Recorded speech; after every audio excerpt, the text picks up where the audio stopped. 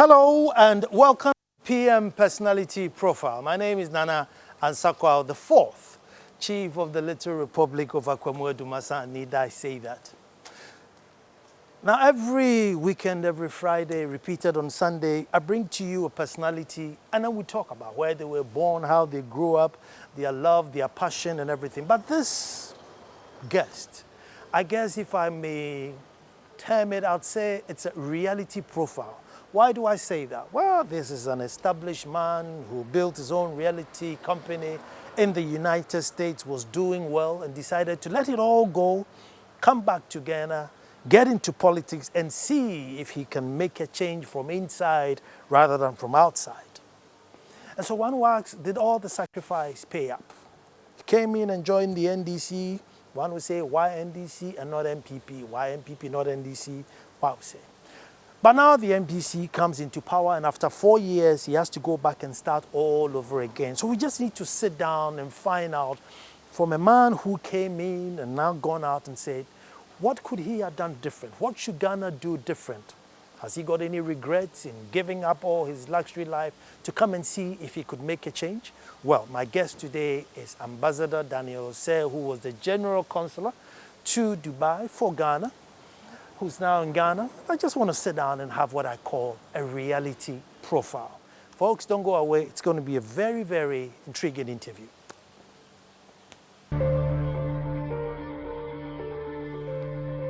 Well, thank you for staying. And this is the moment that we all wait for. You know, that inquisitive part, that the audacity of camera, we get the opportunity to. And as I said, my guest is Daniel Osei, who's a former deputy consular. Former consul general. Former consul general of Dubai. To Dubai, yes. To Dubai. Interesting. But that's just the tip of it. So my question to you, I guess it's my wild card question is, when all was said and done and you went back home to the missus, I mean, what was the reaction? Well, Nana, first off, thanks for the opportunity to interview with you. Mm-hmm. I'm a big fan of yours. I watch all your shows, and I think you do the nation a great service by bringing in personalities and people who have something to offer in terms of their national discourse. So thank you for what you do for the country. You're welcome. Well, in 2016, some of us saw the dynamics were not favoring us. So I knew we were going to lose the 2016 elections. Unfortunately, some of the advice we gave fell on deaf ears. So I told my family, my wife and kids, that, after the elections, I'll come and help them, because I had been gone for quite a while, I left when my son was barely entering the 6th grade. He's now in college, at the university. So I had been gone for a while. My last was in kindergarten. She's now going to high school. And so I just basically decided I'll give them some time and help them organize and get into good colleges, etc. And so far, so good, Was there an I told you so moment, or was it, well, come and let's build what is left of? Well, I personally have no regrets, even though I'm much poorer for getting into active politics, And I think a lot of my expectations of what politics has to do, some of us got into politics because we believe in something bigger than self. Now, talking about from Mommy, from Mrs. Osei, was there an I told you so moment? Yes, kind of. Okay. Nothing wild, but because, she and I talk a lot. We have a very, we communicate a lot. Mm-hmm. So she kind of knew some of the things that were going on, and everybody was watching it. It's very difficult for those of us who have for lack of a better expression, political lies. It was, we saw what was happening in 2016. It was clear that we were losing, and yet you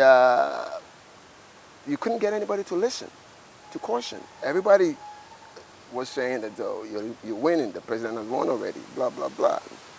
And so she kind of knew that things wouldn't go well for the party. But, like a good, faithful wife, she just told me to just brush it off and okay, so for those of you who are wondering why this question, now we're going to go all the way back and then fit into it. This should have been the last question. I've said it first, so we're going to go all the way back. So going all the way back, probably late 80s, early 90s, now you were in the States. Yes. You see an opportunity in a condo, you buy it, rent it out, and you think it was good. Yes. When I was in college, I acquired my first property. And, we lived in it. There was a period I rented out one of the rooms. It made business sense. So I kind of got into real estate as an investor, buy, rent kind of stuff. This was in Washington, right? Yes, in the Washington, D.C. area. Okay. And so over time, after school, I kind of got into it formally as a realtor, and I did very well. The market was good. So for the better part of 2 decades, that's kind of what my primary focus was, But at some point, I decided I wanted to give back. How big did you get as a realtor? Oh, fairly good. I don't like talking money in public, and I don't like, breaking things down to the nitty-gritty, but we did well. God was merciful and kind, and so we did well. And at some point, I decided... 6 figures? Huh? 6 figures well? Yeah, don't give me the specifics, but... No, you don't give up, do you? 6 figures well, or...? Well, most people will tell you 6 figures ain't nothing these days. Is it? So it was, there were commissions that were, very pretty, let's say. Okay. But again, at the end of the day, I am of the belief and the position that the most important thing in life is what you can do for another person, not your material acquisitions, And this is something that my mother instilled in all of us, all her children. And so for me, in fact, my family has been doing charity work ever since we were kids. And so for me, getting into politics was almost natural. Because even at the university, I was the president of African Students Association. I organized the Ghanaian community in Washington. So organizing is something I enjoy doing. I like bringing people together around an idea, and more importantly, seeing that idea blossom. When you do something beautiful, when you set a goal, I always tell my kids, there's always a correlation between effort and results. When you set a goal and you put in the requisite effort and you are able to attain it, it's quite fulfilling. So, for me, getting into politics in Ghana was just a matter of time.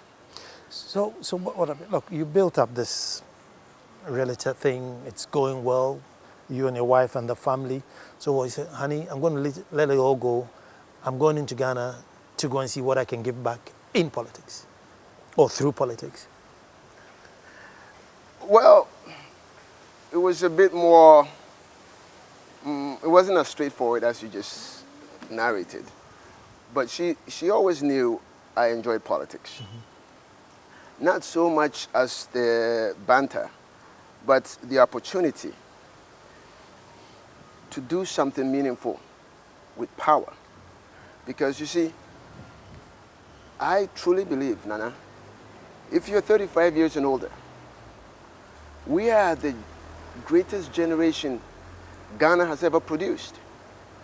We went from 3 hours of black and white TV production to now, basically you can watch TV on your phone. We've seen it all. We came up at a time when you barely knew people who have traveled. Maybe an uncle, maybe a friend's father, that kind of stuff, right?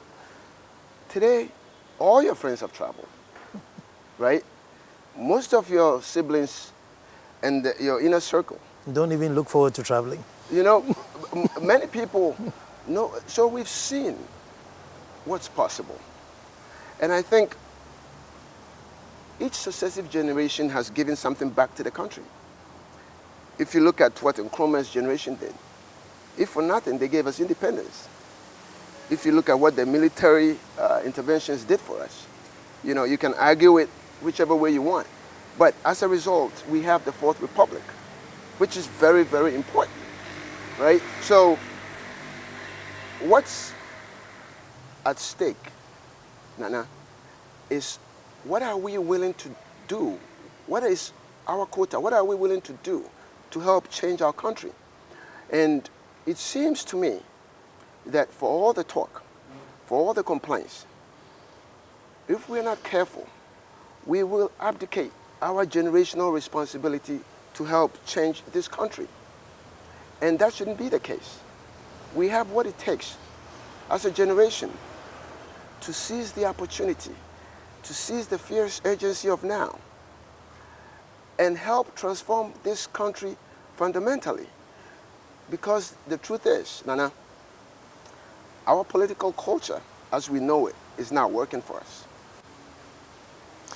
I'll get to I'll get to the political culture, you see, but diplomatically, you've told the family, look, I'm going back to pay my quota to Ghana. Yes. Very admirable.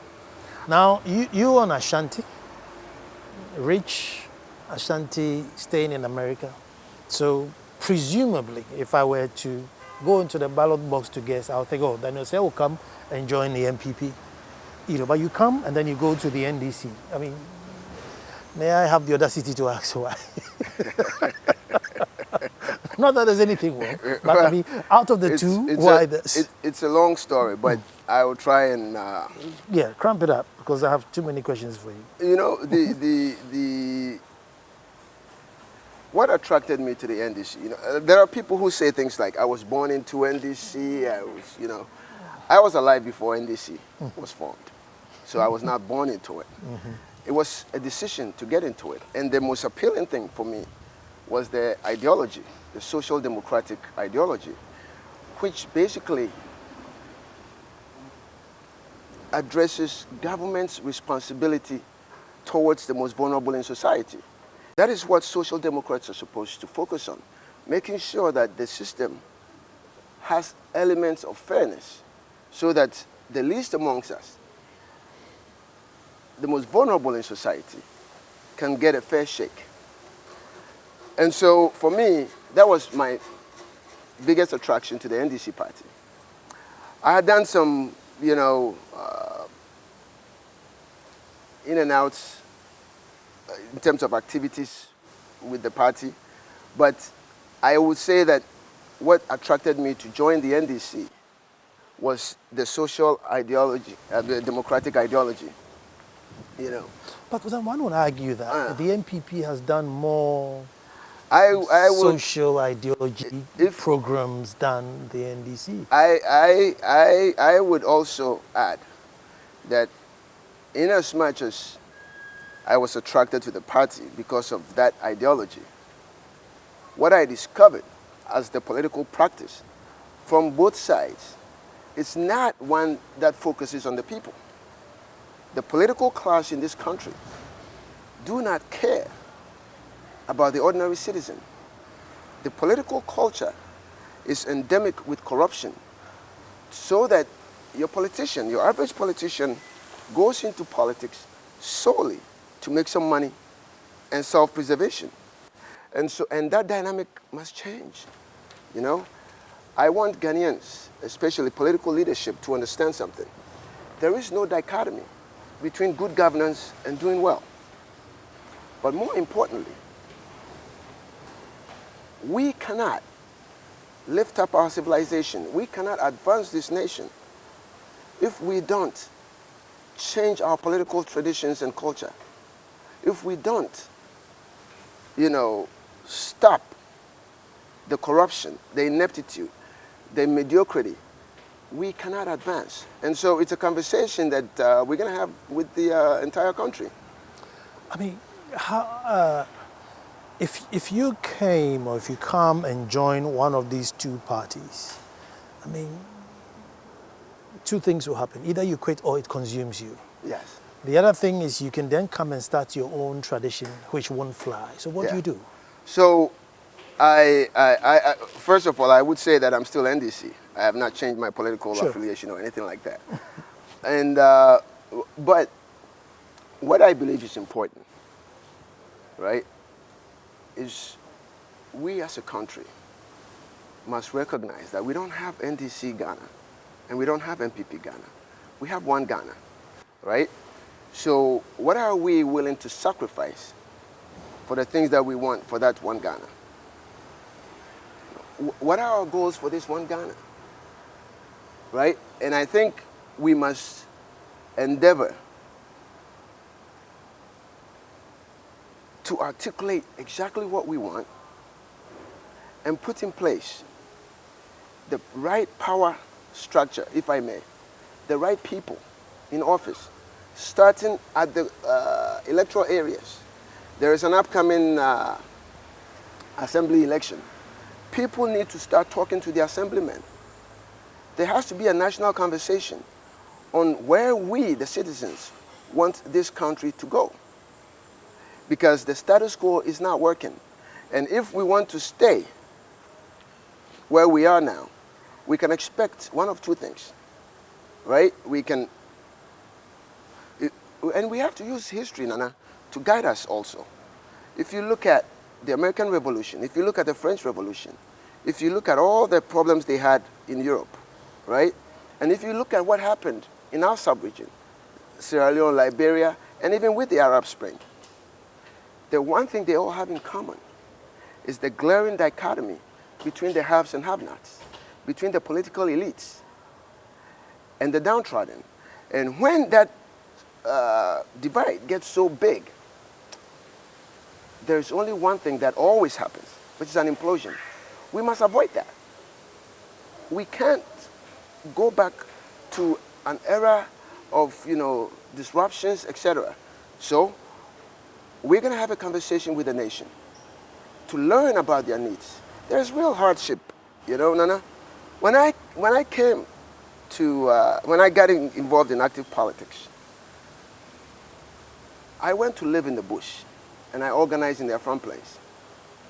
And when you see an entire school from class 1 to class 6 under one hat in the middle of nowhere, where kids don't even have access to water, let alone potable water, right? When you see people spending upwards of 4 or 5 hours just looking for water, and then you read about a parliamentarian who collected X gratia of X amount, or some of I guess Frederick Bastiat said it best, that when plunder becomes a way of life, over time, men find ways to make it legal, right? And some of the things, some of the plunder that goes on in the halls of power, we must stop that. There must be a focus on developing capacity.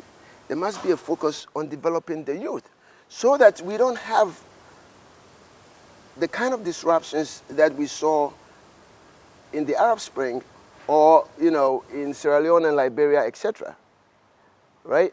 When you drive through town, watch that woman who carries that load of kenke or whatever, orange, whatever, and they walk for miles in a day. These are not lazy people. And yet, some of these people can't even afford the PTA or printing fees for their awards in school, right? And so you have these very real problems with the people, from education to healthcare and much more, right? And so we're going to go to the people and have a conversation, listen to their concerns, right? And also proffer a vision. And if they buy into that vision, then we're going to have a social contract with the nation. We will do this for you, but first, you must do this for us. The truth is, Nana, because of how terrible our politics is, and the level of poverty, and the consistency with which the political class fails the electorate, we have to be honest. Since the beginning of the Fourth Republic, we always hail Ghana as, having done well, blah, blah, blah, but right here in Accra, you just have to go to Agbobloshi. That's no way for anybody to live, right? And when you go to the villages, you will see the smallest village with about 10, 20, 30 drinking spots. And they don't drink the good stuff, by the way, right? And when you look at the posters, the gone too soon, our youth are dying, right? And so government, what we hope to do is to be able to give a base level of decent living to the ordinary citizen. And in return, we're going to ask them to sacrifice greatly for the nation. If you look at modern civilization, if you look at the Dubais and Singapores of the world, they didn't reinvent the wheel. They had good leadership, purposeful leadership, visionary leadership that trickled down. And we must adapt something similar, right? And it starts with a conversation. I want the electorate to understand something. As bad as things are, they are not helpless. They may not understand the power of their vote the way you and I do. Okay, before we go to vote here, you mentioned Singapore, you mentioned Dubai, you mentioned great nations, even in America. I mean, based on this system where it's so expensive to get into power, and you have 4 years to now try to get into power again. I mean, with that premises, where you have an opposing party at the back of your neck also wanting the same power, are we ever going to get this kinky seller, orange seller, that equity that we're dreaming for? Because I have 4 years and I paid top dollar to get this power. Yes. And I paid it with my friends and family and my crew. We are all not, Oxfam. At some point. We are not Santa Claus. It's an important question. And I think it's worth debating, at some point in terms of constitutional reforms to adjust time in office, etc. But for now, we have to work with the hand that we're dealt, which is that you get 4 years. Next year, the electorate will be going to the polls, right? And I want the electorate to understand something, that they have power. They have the same power. But they don't have any options. I mean, it's either, the rock, yes, or a hard place. Well, I think they must demand options. And when I say they must demand options, I am not saying demand options from a new party or, but ideas. We must vote on ideas, right? We must politic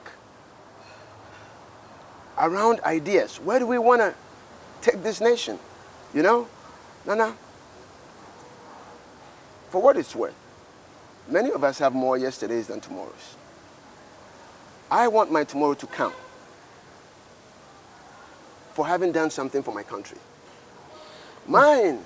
Let me take a break here, and then I'll come back and we'll continue, because this is a very big conversation, isn't it? It's a very big conversation as to where do we go from here. Voters have options. Yes, we do have options. And I'm saying you either vote for the rock or you vote for the hard place. You either vote for the devil or the deep blue sea. I mean, so what do we do? Some people say, well, I've given up, I'm not even going to vote at all. That alone, it's an indictment on democracy. We're coming back.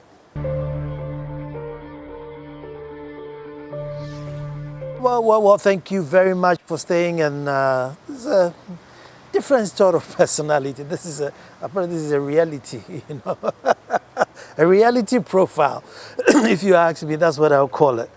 But, Mr. Ambassador, until we go back, be brave enough, probably put all parties together and have a unigov, as Achampon said, or reduce the powers of the president and then give him an extension of time, make the laws bite by separating, you know, like the police from under the wings of the president. Unless we take these drastic actions, which we all know, we can only talk and be lucky that at least we can talk and not fight and kill each other. But as for the rot, we have to welcome it with open arms. It's not going to go away. It's got to go away. It won't. I mean, the system is set up for the rot. So we just have to be patient enough to take it. So what I believe is this. Our political culture does not need salvaging. It's endemic with corruption, ineptitude, mediocrity, and much worse. It's not helping us, right? And so what we need is to empower people or the ideas that can help change things. And it's a conversation that the citizens have a choice. You know, and I was saying earlier that we're not powerless. I want voters to understand that they are not powerless. The same power that a soldier has with a gun, if there was a military, and I'm not advocating military takeover, but the same power, they have it in their vote, and they get a day when they go to the polls and vote. Between now and then, we need to have a conversation about how best to cast the vote. What are they casting a vote for? Are they casting a vote to continue, right? We've had NDC administrations, we've had MPP administrations, and they've both given us, you know, what they can. We see, right? We see, I mean, I heard a bit about what happened with Manasseh's expose yesterday. And as alarming as that sounds, that is the political culture. There is nothing new in that expose. You know, I'm not trying to trivialize it, but just to say that it's even much worse and at very high levels, right? And so you look at your life. If you live in the village, if you are that mother who wakes up in the morning, sweep your compound, prep your kids for school, take your basket, go to the farm, come back home, prepare food for your family, and then still have to take your wares to go hawking in the village before retiring and having to repeat this thing, you know, 5-6 days a week. If you are that mother and you still find yourself unable to afford 5 cedis for printing fees, and sometimes even 10 cedis for food for the family, you have to ask yourself, what is your political power capable of doing for you? What are the political parties doing for you, right? And so when your assembly person is campaigning, when your member of parliament is campaigning and they come to you, you must have a conversation. But often those people don't know what kind of questions to ask. So we are going to educate people about a vision, Ambassador, let me speak and how they can get... let me be a spokesman for this quote-unquote woman in the village. Yes. Every 4 or 8 years, Yes. she tries her luck. Yes. Oh, Mahama is not doing good enough. Let me try Nanado. Maybe Mills wasn't good enough. And every year she tries her luck, her situation gets worse. Fuel prices go up, kerosene prices go up, teachers don't turn up at school. So she's tried her luck back and forth, back and forth, back and forth. So I don't want Mahama. Now let me bring Nanado in. Then there's PDS scandal. Now there's procurement scandal. So, I mean, what does she do? She's tried her luck. Yes. She's tried everything. Yes. And it's still the same old story, Yes. just different people telling the story. You just made my case for me, Nana. And that is why I said our political culture does not need salvaging. It's rotten to the core. And so we have to reject it. And we have to replace it with a new political tradition. When I say new political tradition, it's not so much as a party, but we need both NDC and NPP and non-aligned people to really participate in this. Earlier I said we don't have NDC Ghana or NPP Ghana. We have one Ghana. So this is a power movement to educate the electorate about the power of their vote, right? And learn from them, right, their concerns, and also articulate a better vision for the country.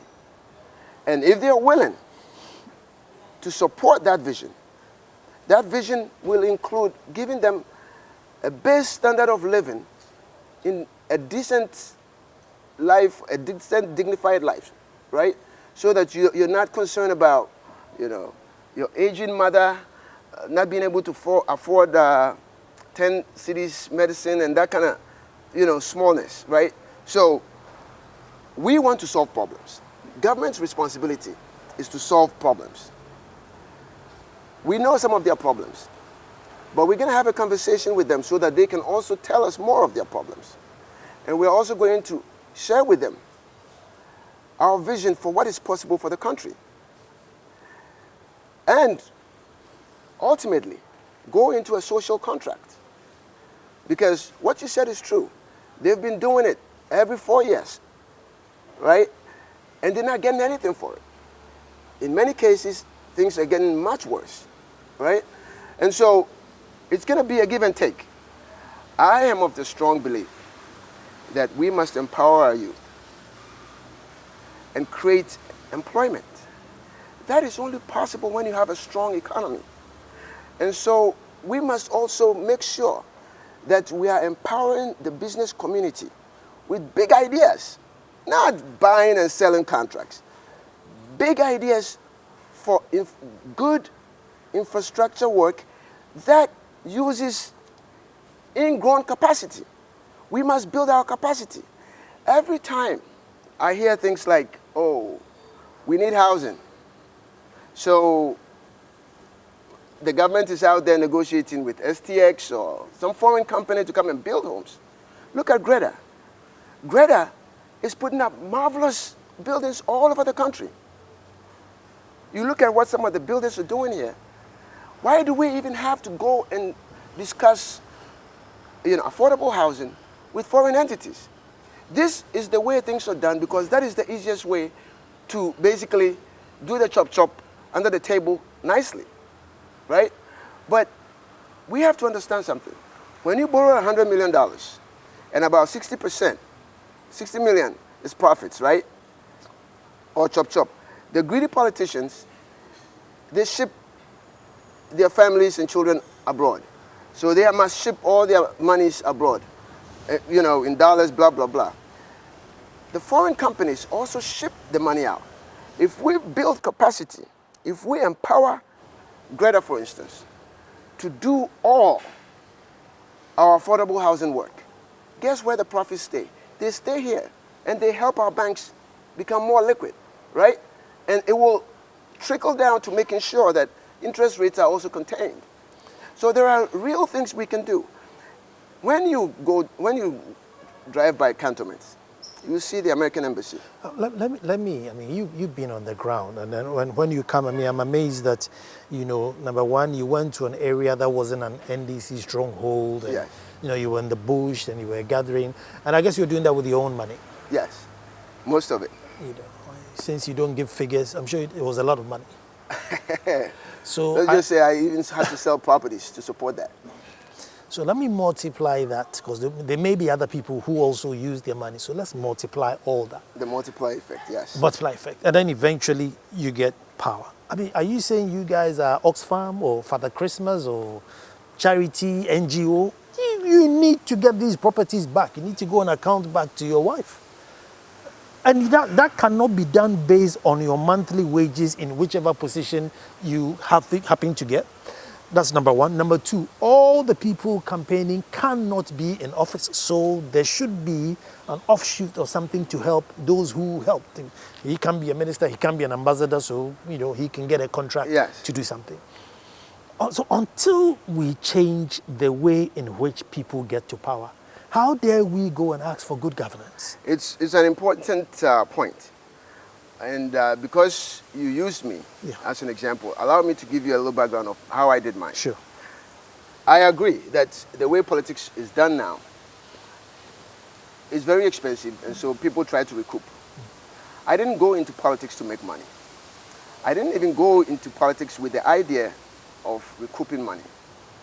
I went into politics because I believe the most important thing in life is what I can do for others.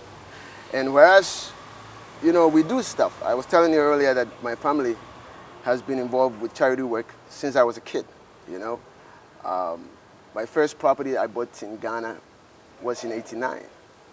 I've never slept in it. I have students from Tech who stay there for free, needy students. I have a brother who has this Have-Nots Foundation where they do, we have a lot of things we do. I got into politics because I believe the political power, the political space, affords you the opportunity to do more for more people.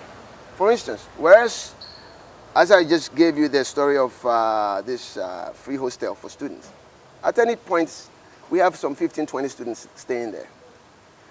If you have political power, you can implement policy that will make sure that all needy students have access to tertiary education. Qualified needy students, because if you understand that one of our greatest assets is our children, and an educated mind is much better than, then you will be willing to make the necessary investments in education through policy, and you will help the entire nation, right? So that is why I got into politics. Now, when I got in... But you should have known that you can't change the status quo from inside. It would consume you. Well, it's a valid argument. I am not sure that it's completely wholesome. And what I mean by that is this. It can be done. It's difficult. A lot of times when people say something cannot be done, it's because people are not willing to go through, when you go on these WhatsApp platforms, when you go online, I recently got on Facebook. When you read the discourse, everybody complains every day. But nobody is willing. Nobody is willing to get their hands dirty. Nobody is willing to get involved, right? And so, for me, in terms of getting back, there is nothing I can do to get back the time I lost with my family. I left my young kids. What kind of price tag are you going to put on that? You see? So, what I sacrifice is much more than money. But I sacrifice because I believe in an idea. I believe in a vision for a greater civilization for this country. I honestly believe that with the right leadership, we can create wealth in this country. We can bring businesses to this country. I was starting a narrative on the American embassy, for instance, right?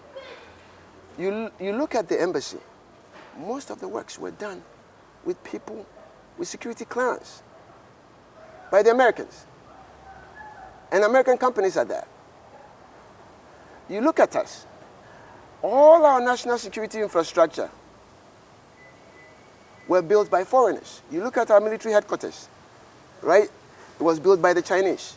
Foreign Affairs was built by the Chinese. Even our seat of government was built by the Indians, And what we have to understand is that when we sideline our own, when we refuse to build capacity so that our people can do these major works, whether it's the road networks, whatever these big projects are, if we don't empower, if we don't create capacity, then everything we're borrowing, we're shipping it right back outside, right? But if we're willing to believe in ourselves, to believe in what is possible, our generation, the greatest generation Ghana has ever produced, we can transform this country from third world to first in a decade. But it starts with strong, focused, purposeful leadership and the requisite sacrifice. We must be willing to sacrifice because it's a big task. The voter must be willing to sacrifice something. A lot of politics is emotions, right? So the voter must be willing to sacrifice their attachment to any political party and rather align with an idea that gives hope for a better future, that gives hope for a Ghana which can attract investments. You know, when I was in Dubai, one of the saddest things I ever saw was young Ghanaian youth, you know, early 20s, traveling to Dubai with some wild promise from some, you know, travel agent or whatever. And they come in there and they endure all kinds of funny situations. It was heartbreaking. Most of them were women, young girls, were abused left, right, and center. We can create an oasis right here at home. It is not okay that a farmer, a poor farmer, will sacrifice everything they have to put their child through school, to put their child through secondary school, trade school, university, whatever. And these kids graduate and they stay at home and they remain unemployed for years. And it's all normal. Nothing in the Ashanti region in terms of the lifestyle of those who live in the rural areas has changed in the Fourth Republic. You can point to some things, some good things, like rural electrification has really helped, right? But in terms of their life, their day-to-day living, many of them still have to walk miles to the farm and go tend their farm with a cutlass. See, Ambassador, is it? No, you see, in reality, the real changes for every nation has to be a long-term plan. Yes.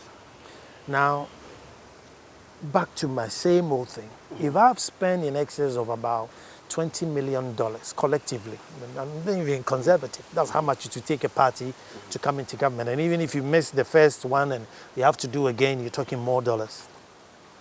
Now I have 4 years. You see, realistically, for every student to get a job, I need to find out where vacancies are in the country. Maybe we found bauxite, we're doing railway, we are going to build 2 million houses, road construction, and therefore start training these magic youth into these areas so that by the time they come out, they are the ones ready to build. You can't just go to school and learn to speak English and come and say, I'm looking for a job. But these things are not 4 years. So if I put this plan in place, by 4 years' time, the voters will be so frustrated, they kick me out. Now I've got a 20 million deficit to fill. So I'm not the one to be Father Christmas for you to come and put out some futuristic or good governance. No. This is not good governance anymore. This is just governance. Look, let's just do governance. I get my 20 million back. I give you your KVIP, your street lights, your 6 classroom block. Vote me back into power. This is my last term. Loot as much as I can and go. And whether we like it or not, it is the reality. That is the reality. And even if I got the opportunity, I don't know if I can do any different. After I have spent so much money, you've helped me. I need to pay you back. Dodo, my cameraman, has helped me. I need to give him a camera job when I get into power. I can't now get all your monies, get to Flagstaff House and say, oh, no, forget it. Now it's good governance. Really? When I was giving you money, did you know there was good governance? In 2013.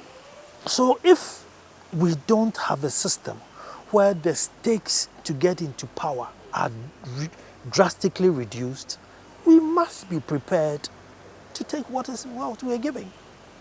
I think that is a very valid debate to be had. But there are some few good people out there. Too few. But it's too few. But the country itself must understand something. We are either stuck with the status quo, which will lead eventually to an implosion. Or we will purposefully rally around an idea and sacrifice greatly for that idea. That sacrifice will include how best we exercise our vote, right? That sacrifice will also include how best we're willing to hold the political class accountable. In 2013, President Mahama invited me to his house. January, soon after the inauguration. And he asked me directly what position I wanted in the government. I could have asked for any position, but I didn't, because I had a purpose that I wanted to accomplish, which was to help organize my region for the party. And that's what I told him. I did that at a cost. You don't make money when you're organizing, right? And I had just sold some properties, and I was in a bit of distress in terms of money matters, right? But I was focused on what I wanted to do. So if the country is willing, to have that conversation, well, we're going to have the conversation anyway, but if the country buys into the vision, if the country sees good in what we proffer, right, and they're willing to support that with their vote, then we will also sacrifice greatly to change the country. And it will include visible acts.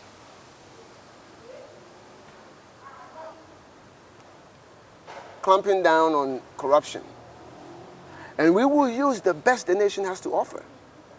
So those candidates who are coming up, right, whatever conversation we're going to have with the nation, they will be participants. Because as we travel, we're not going to be talking to just NDC or NPP, we're going to be talking to communities. We're going to be talking to people. This is a fight for the heart and soul of this country. What do we want Ghana to be?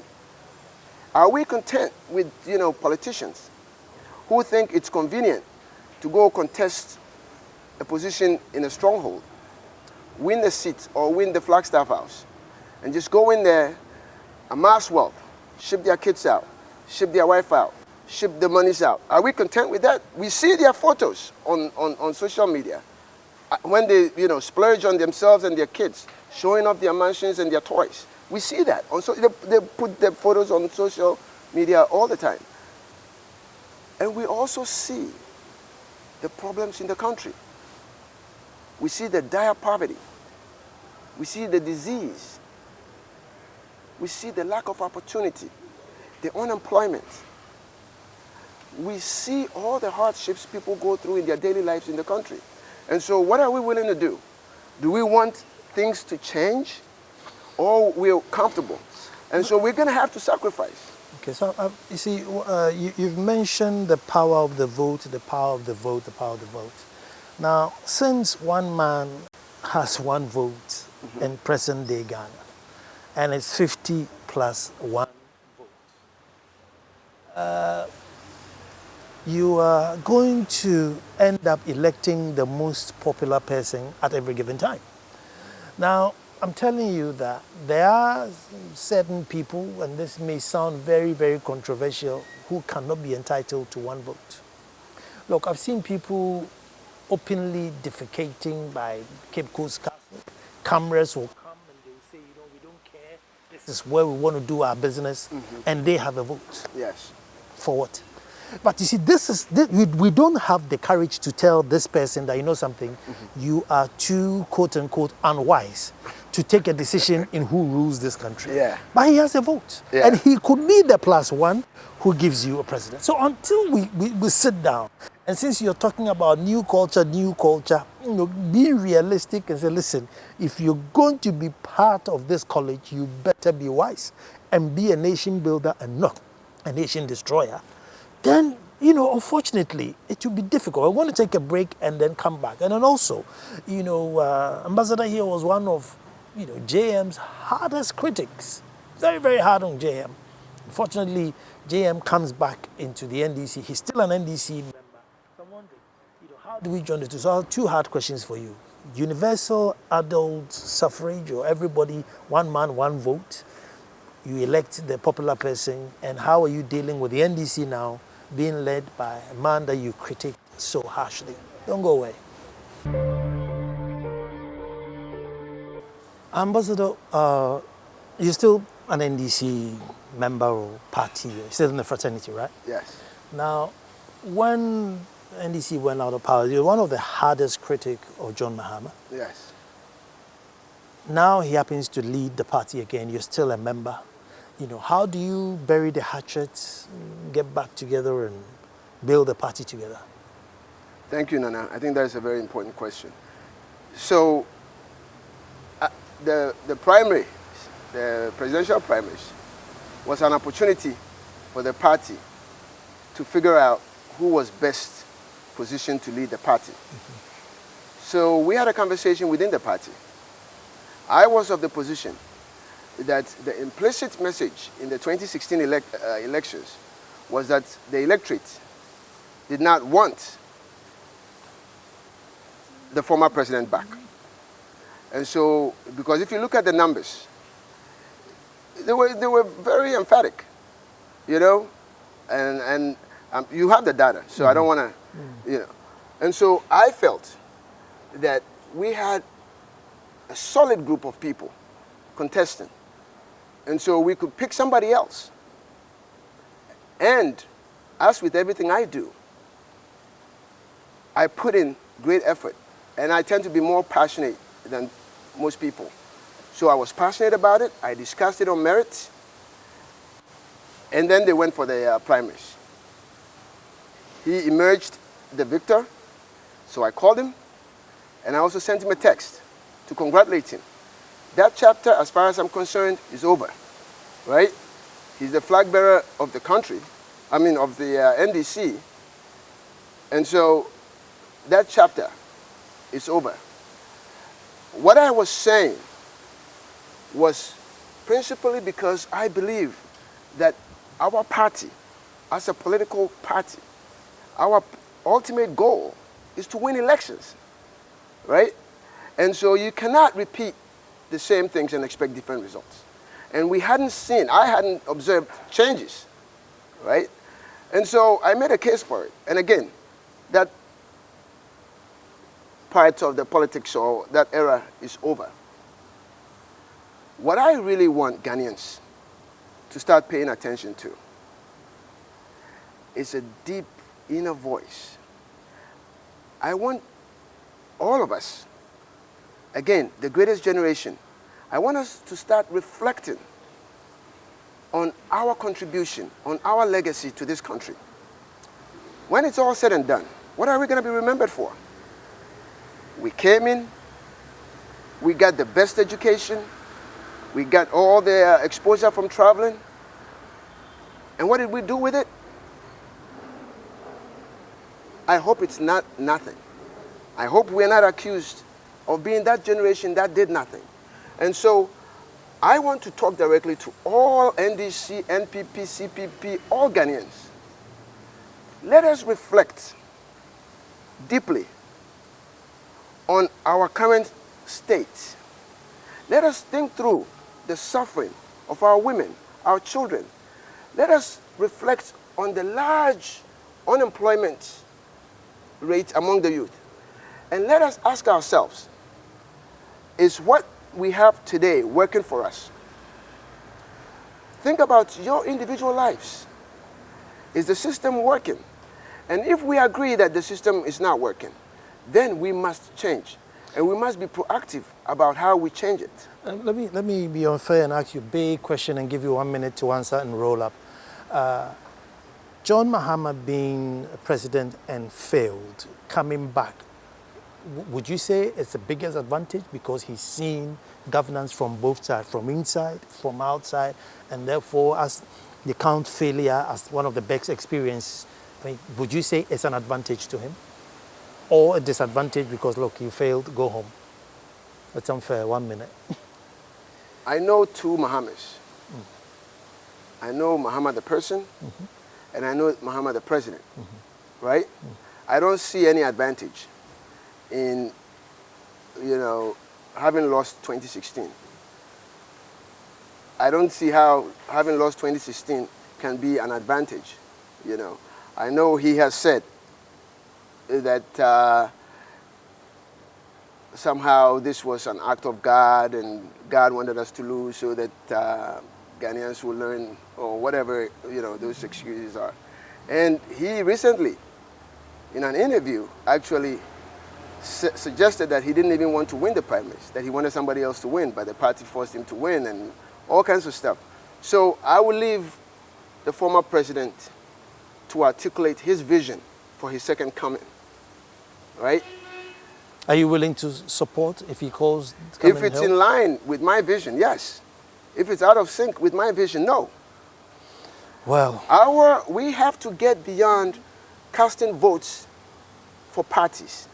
It's time to put the country first.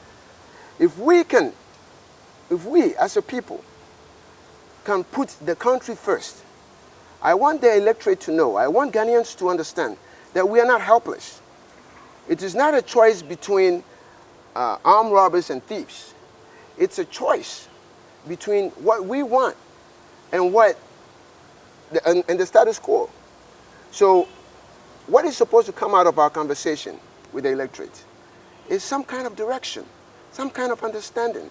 And the candidates will have to present a vision that is in line so that we can have a social contract. Well, Mr. Ambassador, thank you very, very much. But like I said, this has been not a personality profile, but a reality profile. I think we've opened up so many kind of worms as to whether we want to bring it down and discuss it as a nation. If we will say, Edu Mene Wonsoso. But once again, I want to say thank you to Crown Apartamento for giving us a beautiful lawn to do this wonderful interview. And if you're looking for a nice place to stay, don't ever forget to include Crown Apartamento in your search. And again, the number is 024-366-2001, 024-366-2001, and that's Dante's.